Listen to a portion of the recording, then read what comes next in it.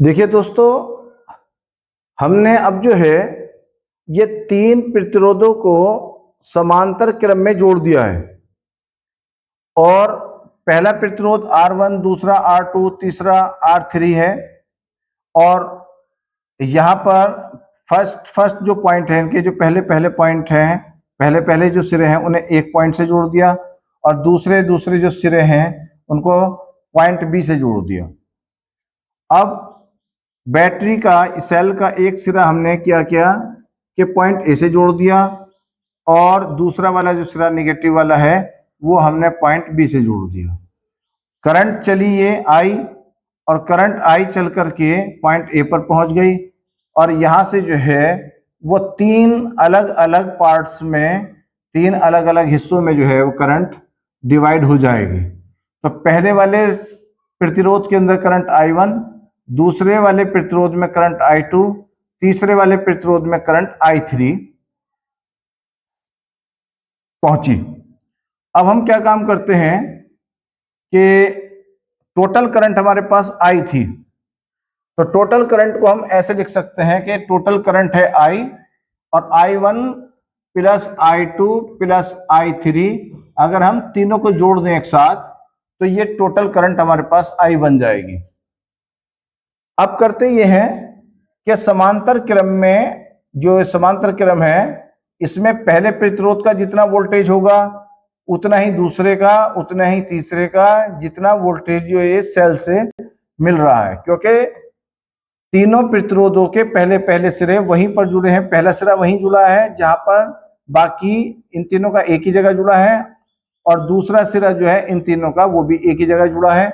तो इसलिए जो विभवांतर है वो तीनों के तीनों प्रतिरोधों पर एक ही जैसा होगा। तो अब हम पहले प्रतिरोध के लिए ओम का नियम लगाते हैं। पहले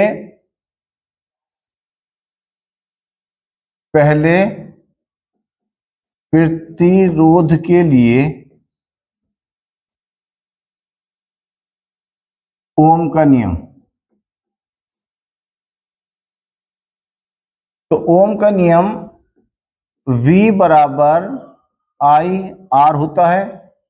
अगर हम बात करें पहले प्रतिरोध की बात कर रहे हैं तो इसमें करंट I1 है और इसका जो प्रतिरोध है वो है R1 और वोल्टेज हमारे पास V रहेंगे जितने के सेल के हैं।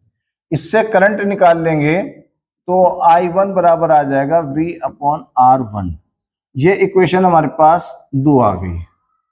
अब हम बात करते हैं दूसरे प्रतिरोध की। तो हमारे पास जो सेकंड है या दूसरा प्रतिरोध है, तो दूसरे प्रतिरोध के लिए,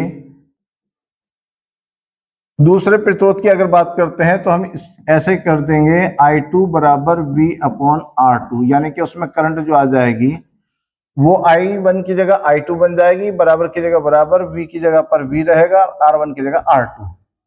अब तीसरे प्रतिरोध की अगर बात करते हैं, तीसरे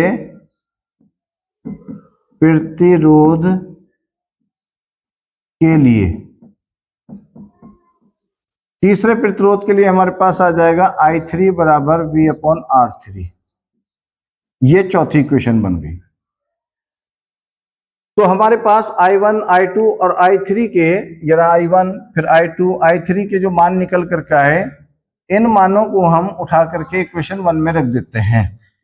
तो इक्वेशन 1 में I1, I2, I3 के मान रखने पर, तो इक्वेशन 1 हमारी है I बराबर I1 plus I2 plus I3 और I1 की वैल्यू आ गई हमारे पास V upon R1 plus V upon R2 plus V upon R3।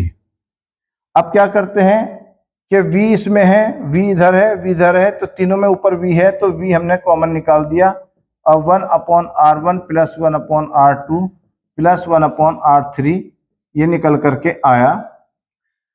अब V जो है, इस V को इस I के अपॉन में ले गए हम, तो I अपॉन V बराबर 1 upon R1 plus 1 upon R2 plus 1/R3। इस V की वैल्यू हम IR ओम के नियम के हिसाब से रख सकते हैं। तो I और R बराबर 1/R1 plus 1/R2 plus 1/R3। I से I कैंसिल हो गया।